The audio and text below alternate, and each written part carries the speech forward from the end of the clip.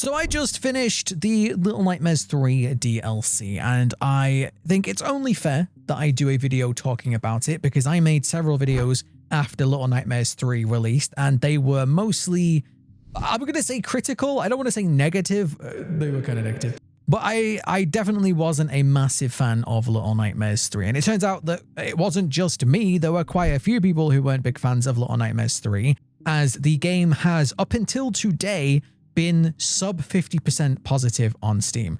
I'm not going to massively rehash my criticisms of Little Nightmares 3. I've already made 2 videos. You can go and watch them. But one of my big things about Little Nightmares 3 was that it wasn't as good as the games that came before it. Now, obviously, Little Nightmares 3 was developed by Supermassive Games. It wasn't developed by Tarsier Studio. Tarsier Studios, in my opinion, are really, really good at what they do. I've enjoyed every experience from Tarsier Studios that I've played so far.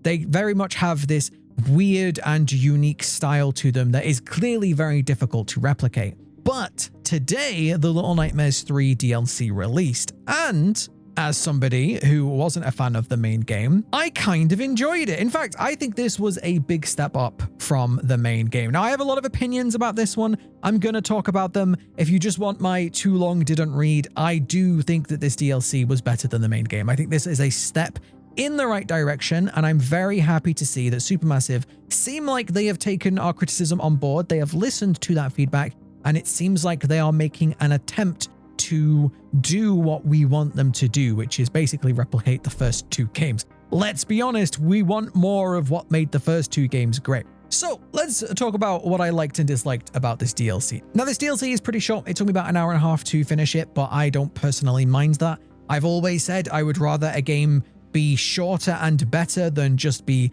padded out with filler content. Like, I really don't need a game to be 20 hours long if it can be 10. That's just my personal opinion. But this was pretty short. It's about an hour and a half.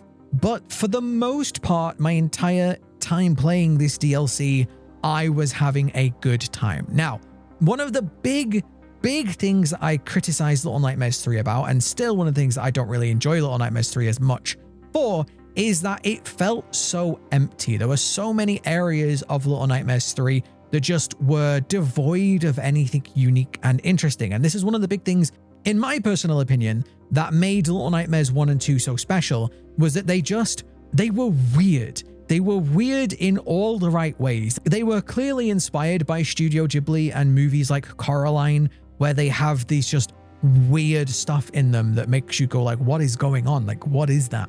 And Little Nightmares 3, in comparison, had rooms that had collectibles in them that had absolutely nothing unique or interesting in them whatsoever. This is where the whole rat on a stick thing came from. Rat on a stick merch, available now, by the way. I can't advertise merch. My beard is too big. But look, I have merch. You can go buy it if you want. But the point was, I made the whole rat on a stick thing because we were in the candy factory, a place where they were creating candy for this horrifying, weird, wonderful, but scary world of Little Nightmares, the Nowhere. And inside that candy factory, aside from some people being killed, which is something that happens all over the Nowhere, that's fine. But apart from that, there was nothing weird or unique or interesting about the candy factory. And I said it would be cool if, just off the top of my head, they had a rat on a stick, the implication being that the rat was candy. Now, this is something that the Little Nightmares universe does really well, where it feels like this world is being copied from our world, or it's almost like, and I made a whole theory about this, that the Little Nightmares world is being created by this like eldritch abomination that doesn't fully understand our world, and it only gets glimpses of our world through our dreams and our nightmares, and it's recreating this world from them. So this world is being created. Sorry, I'm a little sick, by the way. I just got back from a convention. I have convention flu. But it's this world that seems like it's being created from fragments of dreams and nightmares. And that's why it's so weird and scary, is because it's literally being made from our nightmares. Now, this is something that Tarsier are really, really good at, is making this world that's like a copy of our world, but a bad copy. You know, like a copy, it's being copied by somebody that doesn't fully understand. That was something that was sorely missing from Little Nightmares 3. It felt too normal. It felt too safe. Now, this DLC completely turns that around for me. This DLC, not only did it have potentially a reference to my rat on a stick. Now, this is either just a complete coincidence and I'm being big-headed here, or it might also be a hint that the developers are listening to our feedback and that they are trying to make this better for us, which, if that is the case, massive props to Supermassive. I mean, props to Supermassive anyway. They definitely did a better job here, in my honest opinion, which is probably why the game is now crawling up to 60% positive for the first time. For the first time, it's actually above 50% positive, which is really good to see. But maybe this is them saying, hey, yes, we have listened to your feedback, and here, we're trying to do better. So, big props either way. But there were things in this DLC for you to go and find that were there for no other reason than to be cool or creepy or both. I'll give you a great example. There was this one room where you can see little rat poison outside this room. You go in and then you see a bowl of rat poison with a bunch of rats eating from the bowl who obviously have died. And then you also see one of the unfortunate victims of this game who have also gone and eaten it. It immediately makes me ask questions. Did this kid not know that it was poison, or did they know it was poison and they just wanted an easy way out? Did they not know it was because they were blindfolded? Were they just that hungry that they were willing to eat anything? Like what? There's so many questions from this one simple little thing. And that is what was missing in Little Nightmares 3 for me. This is what the biggest thing that made Little Nightmares 3 so flaccid, was the fact that it just didn't have any of this interesting stuff that made me question what is going on, like what happened here. And this part really reminds me of the chess kid from Little Nightmares 2. Like, this is a similar kind of vibe. Now, there were a few things like this throughout the DLC, so that was really, really wonderful to see. I'm really happy that they started to introduce some of those things. As I said, this DLC was only about an hour and a half long, and there still definitely could have been more of that, but just to see that they listened and to see that they are acting on that feedback and that they're starting to do this is really, really good to see. So another thing I did like about this one is that the puzzles here were much, much better. Now, the main game had some puzzles, but for the most part, they felt very lackluster, and there were a lot of puzzles that were clearly cut from the trailer. But this game, while it didn't have a ton of puzzles, again, the game was only pretty short, but the puzzles that it did have were good. They actually felt like puzzles. You actually had to go and figure out the solutions for them. They were nothing groundbreaking. These weren't like escape route type puzzles, you know, nothing that would require like Sherlock Holmes or anything, but I appreciated that they were trying here and that the puzzles actually felt like proper puzzles. I do have a few criticisms of this DLC. There are still some things I think Supermassive could still further refine and could still improve in the next DLC and hopefully Little Nightmares 4, because obviously I would like a Little Nightmares 4. I just want it to be better than Little Nightmares 3. One example of a thing that I think that could really be improved was the sound design. Now, this is such a tiny little nitpick. It's not something that ruined my experience with the game, anything like that. But this is something that I do think that they could maybe improve for the next DLC or the game. So the sound design was a little bit lackluster. In Little Nightmares 1 and 2, when an enemy spots you, they usually let out this scream. The chefs are a really good example of this. When they spot you, it's like this horrific sounding scream, which is just so memorable and so cool.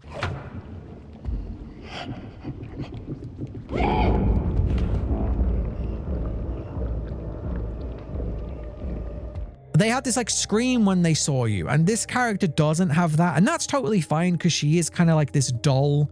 She looks like she's a doll that's been brought to life herself. So, okay, fine, she doesn't have the scream. But when she grabs you, there isn't a impactful sound.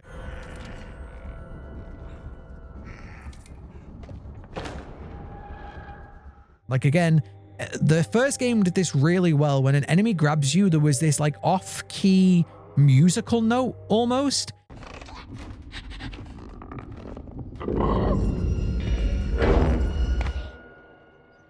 And that would have been really cool if they'd have done something similar to that. Also, when the shadow children, there are shadow children in this, which is something that they kind of copied from the first game, which is totally fine. But they had these shadow children who were obviously victims of this seamstress woman. I don't know if she has an official name yet. I'm not too sure. When they grab you, it literally plays like an impact sound from Epidemic Sound.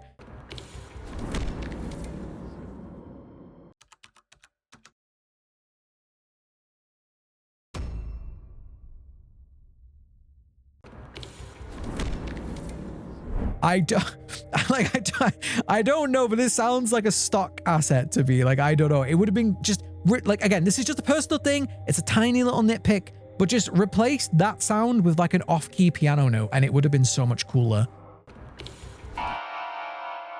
And, you know, little things like that, I think would have elevated this experience from being a good experience to a very good experience. So that was one thing. The pacing also felt a little bit off. This is something that the main game also really suffered with, where this game has like a long build-up where you only get glimpses of the main enemy, and that's totally okay. That's totally fine. But you have like a long build-up where you're sort of making your way towards the main enemy, and then you are now suddenly with the main enemy, and there's a couple of areas where you're kind of avoiding the main enemy, and then there is a sequence at the end where the main enemy gets defeated.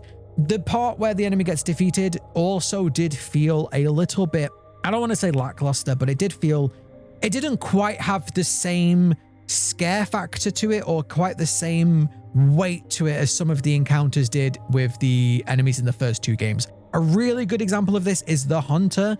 The Hunter had these really tense, like, chase scenes where it was really, and again, a lot of that, in my honest opinion, a lot of what made the Hunter really tense was the sound design.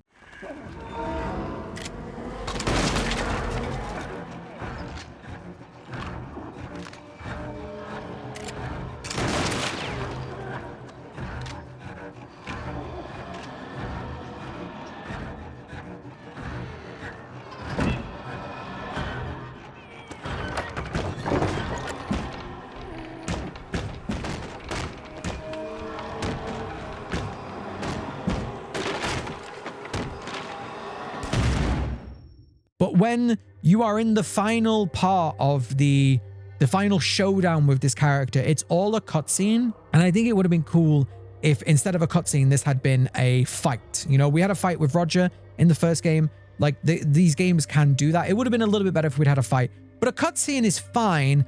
But I think if you're going to do a cutscene for this, you need to give it a bit more. It needs to have a bit more aggression to it. It needs to have a bit more of a, I'm about to die.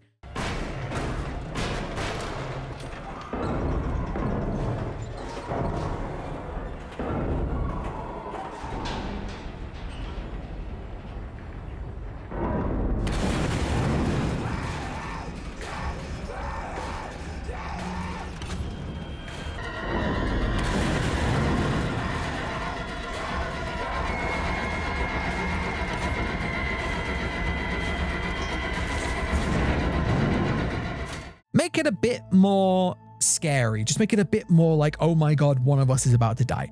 Again, this is all a nitpick. This isn't anything that made the DLC terrible, but this is stuff that I think can be further improved on. And I do think that if Supermassive are willing to listen to what is essentially very critical, very negative feedback, and they're willing to say, okay, hold my beer, like we can do this, then I think that they are more than capable of going, oh, okay, yeah, sure, we can definitely do that for next time. So another thing I do want to mention as well is that the story of this one was far more interesting than Little Nightmares 3, the main game. Now, the story was fine in Little Nightmares 3. It was absolutely fine. You did kind of need to listen to the sounds of nightmares, though, for it to make sense, which while I enjoyed the sounds of nightmares a lot, I always dislike when, and by the way, Poppy Playtime does this too. This isn't just a thing that Supermassive do. I do kind of dislike when you have to go and look at other outside material to fully appreciate a story within a game. I do think that the story for the game should be mainly contained within the game. And this was a very valid criticism that Markiplier had of Poppy Playtime Chapter 5. That series is all over the place in terms of hiding lore here, there, and everywhere.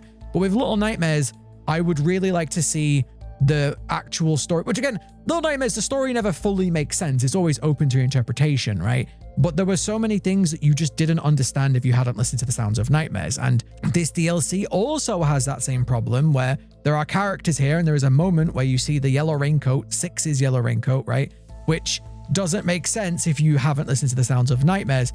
But just ignoring that for a moment, the story of this one was so much more interesting because it ended in a way that makes the entire main game actually feel like it has a story. This was something that I think a lot of people complained about with Little Nightmares 3, was just how sort of disjointed the areas felt, but not only the areas, the story also felt disjointed. It was like, oh, we're at a candy factory now for some reason. Oh, now we're at the carnival for some reason. Now we're at the Institute for some reason. I don't know why, but we're here. Whereas the first two games had a very clear sort of narrative. Again, it was open to your interpretation, but you knew in the first game that the lady was the bad guy and you were making your way. It seemed like you were trying to escape the Maw. That was like the plot device. We're trying to escape the Maw. Okay, Little Nightmares 2, you are trying to escape the Pale City.